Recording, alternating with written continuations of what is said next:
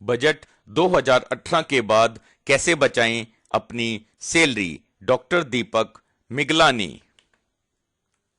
Sensor board जिस तरह हाथ में कैंची लेकर फिल्म में काट छांट करने में खुश रहता है, ठीक उसी तरह कर अधिकारी आपके वेतन पर नजरें गड़ाए रहते हैं।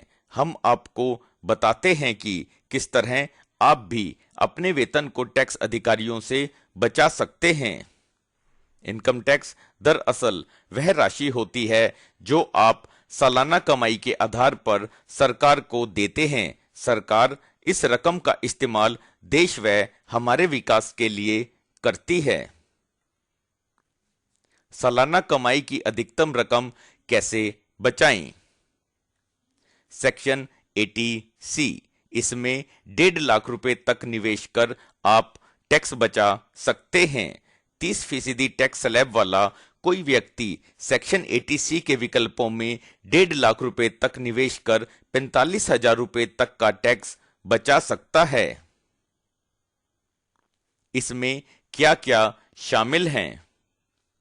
पीएफ में आपका योगदान, हाउसिंग लोन में मूलधन के रूप में चुकाई गई रकम, पीपीएफ अकाउंट में 500 रुपए से लेकर 1.5 लाख रुपए तक की रकम, 2 बच्चों की ट्यूशन फीस, खुद पति पत्नी या बच्चे के लिए खरीदी गई बीमा पॉलिसी का प्रीमियम, खुद पति पत्नी या बच्चे के लिए खरीदे गए यूलिप प्लान का प्रीमियम, नेशनल सेविंग सर्टिफिकेट में किया गया निवेश, बैंक या पोस्ट ऑफिस में किया गया 5 साल का notified term deposit, Sukanya Samriddhi योजना में 2 बेटियों के नाम से किया गया 1.5 लाख रुपए तक का deposit, national pension scheme, employee का योगदान, सैलरी के 10% तक का योगदान इसमें किया जा सकता है। अगर कोई अपना काम कर रहा है तो वह ग्रास टोटल इनकम का 20% इसमें योगदान कर सकता है। इसकी भी अधिकतम सीमा हालांकि 1.5 लाख रुपए तक रखी गई है। नेशनल पेंशन स्कीम के तहत अलग से हर साल 50,000 रुपए तक का निवेश कर टैक्स छूट पाई जा सकती है। अगर नियोक्ता इसमें योगदान कर रहा है तो वह बिना किसी सीमा के बेसिक सैलरी का 10% इसके तहत निवेश कर सकता है।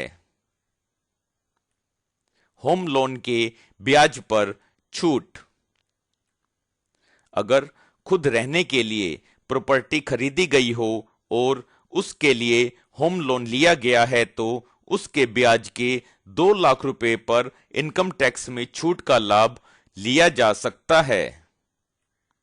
प्रॉपर्टी खरीदने बनाने के लिए हालांकि लोन लेने की अवधि से 5 साल के भीतर उसका पूरा होना जरूरी है। अगर उसे किराए पर उठा दिया गया है तो ब्याज पर टैक्स छूट का लाभ उठाने के लिए रकम की कोई सीमा नहीं है। शिक्षा लोन पर ब्याज में छूट, इसकी कोई सीमा तय नहीं की गई है, लेकिन इसका लाभ सिर्फ 8 साल तक ही उठाया जा सकता है। खुद पति पत्नी बच्चों के लिए हेल्थ इंश्योरेंस के प्रीमियम पर छूट, इसके तहत 25,000 रुपए के हेल्थ इंश्योरेंस प्रीमियम कोई सीनियर सिटीजन हो तो 50,000 रुपए पर टैक्स छूट का लाभ उठाया जा सकता है।